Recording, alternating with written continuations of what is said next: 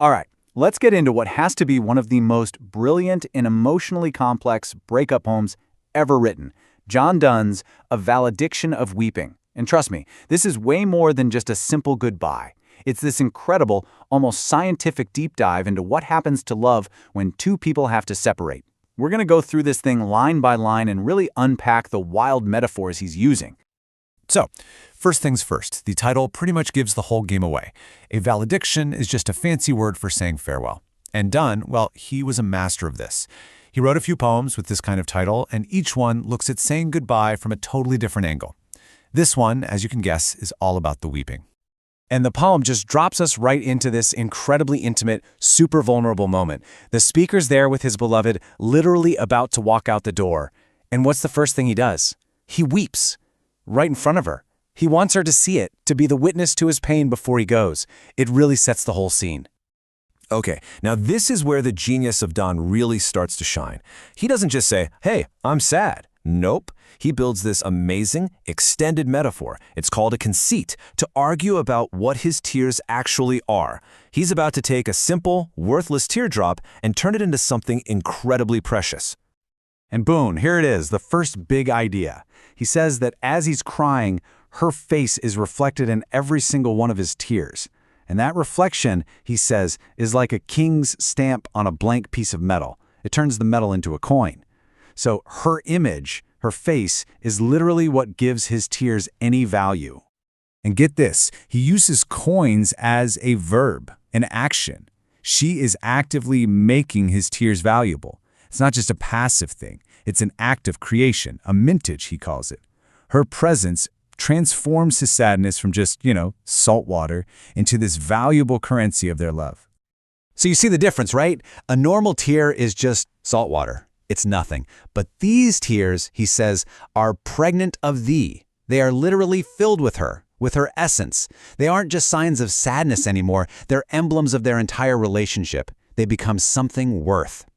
But, and this is a huge but, there's a terrible risk here. If one of those tears falls, the reflection it's carrying, that coin with her stamp on it, is gone, forever.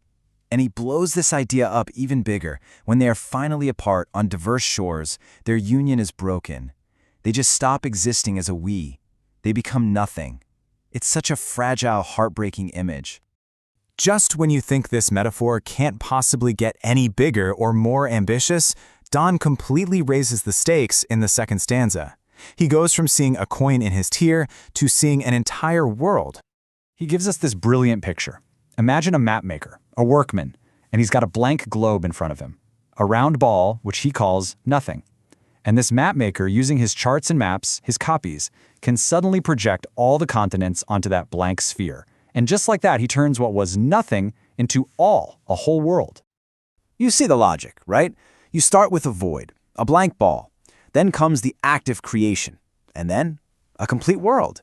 Well, Donne argues this very same miracle is happening right in his eye. And that's exactly what he says his tears are doing. Each tear starts out as a blank sphere, a nothing. But when it wears her reflection, her impression, it grows into a globe, no, a whole world. For him, their love reflected in that tiny tear contains the entire universe. But here's the catch, and it's a big one. This perfect little world is incredibly fragile. What happens if she starts crying too? Well, her tears would mix with his, and it would cause a flood. They would overflow this world that he just created. Her sadness would ironically destroy the very world her own image made. It's basically him saying, please don't cry, you'll ruin us. All right, so we're in the final stanza now, and believe me, the argument gets even more urgent, even more intense. The speaker switches his focus from the danger of her tears to the even greater danger of her sighs. So now he calls her more than moon. Think about that for a second. The moon controls the tides of the actual ocean. He's saying her power is even greater than that. He's afraid her weeping could pull up the seas, his tears, and literally drown him in her orbit, in her sphere. He's pleading, weep me not dead in thine arms. He's literally begging her to forbear, to just hold back all this grief. And then he makes this wild connection. He says her sadness in this room will actually teach the sea and the wind how to be cruel to him when he's out on his voyage.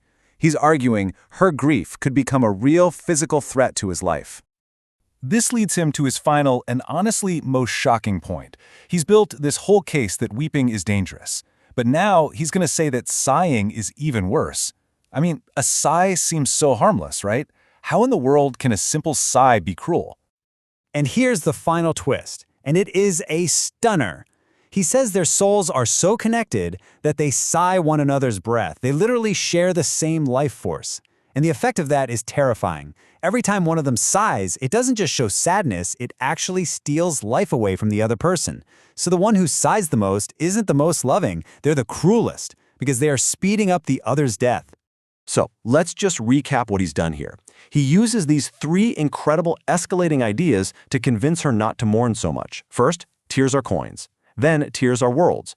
And finally, he argues that grief itself is a kind of violence against him. It's this complex, logical, but also deeply, deeply emotional argument.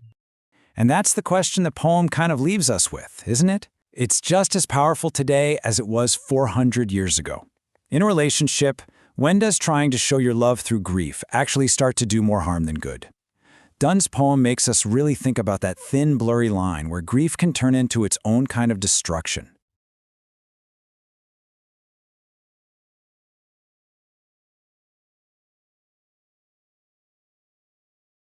All right, today we're going to dive into one of the most incredible love poems ever written, John Donne's A Valediction, Forbidding Mourning. But here's the thing, we're not just going to read it.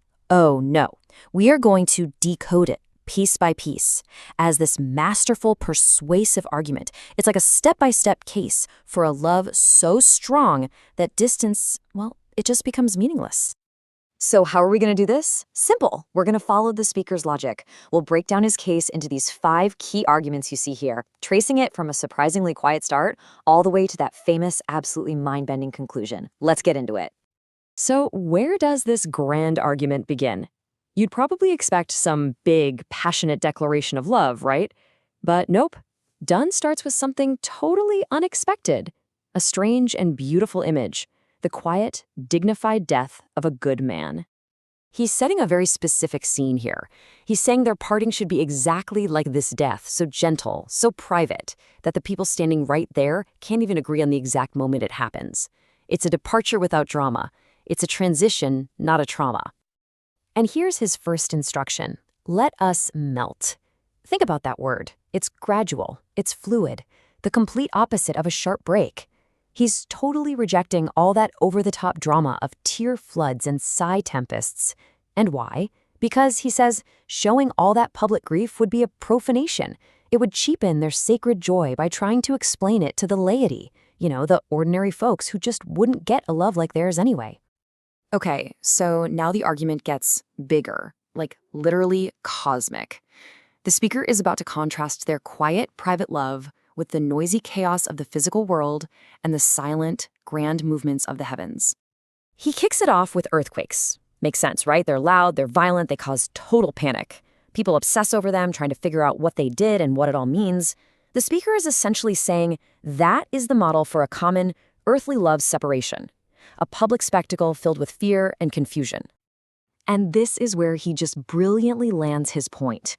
Unlike a chaotic earthquake, the trepidation of the spheres, which was the old astronomical term for the invisible, massive wobble of the planets, is a far greater event, but it's completely innocent. It's silent, it's harmless, and most people don't even notice it.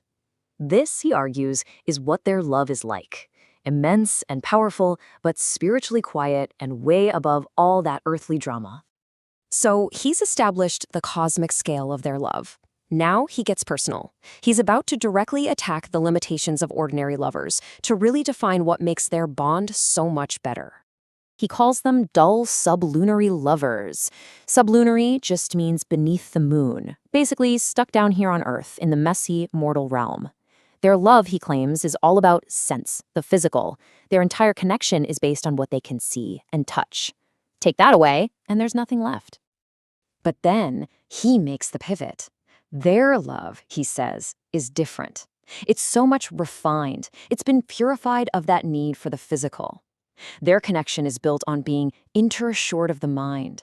And because their bond is so deeply mental and spiritual, he concludes they can care less about missing the physical things, the eyes, lips, and hands that all those other lovers are so dependent on. This next part is a total game changer. I mean, if their love isn't physical and their minds are already one, then what does separation even mean? Well, the speaker is about to redefine the entire concept for us. This is the logical puzzle at the very heart of the poem. If two things are truly one single thing, how can you pull them apart? It seems impossible, right? And Donne uses that exact paradox to introduce one of his most stunning metaphors. And here's the answer. The crucial point is this. When he has to leave, their single, unified soul doesn't suffer a breach, a break, or a crack. Instead, it just undergoes an expansion. It stretches. And the image he uses for this is absolutely perfect. Gold leaf. Gold is amazing because you can hammer it into this incredibly thin sheet that becomes almost see-through, covering a huge area without ever breaking. Their love, he argues, is just like that. It can stretch across any distance and remain completely, perfectly unbroken. And that brings us to the final and most famous argument in the entire poem. The speaker gives us one last image, a perfect example of what critics call a metaphysical conceit, which is really just a fancy way of saying a clever extended metaphor. And this one is all about a simple drawing compass. He starts off with a little concession. It's like he's saying, okay, fine, let's just imagine for a second that we are two separate souls. But even if that's true, he argues, they're two in the same way the legs of a drawing compass are two. They might be distinct parts, but they're permanently joined at the top. They are one tool designed to work in perfect unity. And this is where the analogy gets so beautifully detailed. She is the fixed foot, the stable center point that doesn't seem to move. He is the other foot, the one that has to roam. But they're always connected. The farther away he travels, the more her soul leans in his direction. And when he finally returns, she grows erect, standing straight and tall as they are reunited. They're always influencing each other's posture, always connected. And here it is, the beautiful, logical conclusion to this whole metaphor. It's her firmness, her stability and constancy at the center that allows his journey to be a perfect circle. Her staying put guarantees that his travels won't be some random wandering, but a perfect arc that will, inevitably, bring him right back to where he started, with her. So let's just recap Donne's incredible argument. True love isn't about dramatic emotions or even being physically present. It's a quiet, confident spiritual connection that's so profound, it turns separation into expansion, and it turns distance into a guarantee of a perfect return. And, that leaves us with a fascinating question for our own time. In a world of constant texts and video calls where we're almost never truly apart, what can we learn from a love built on this kind of deep, internal assurance that makes physical distance irrelevant? Donne's argument suggests that maybe, just maybe, true connection isn't about constant communication, but about having a shared, unshakable center.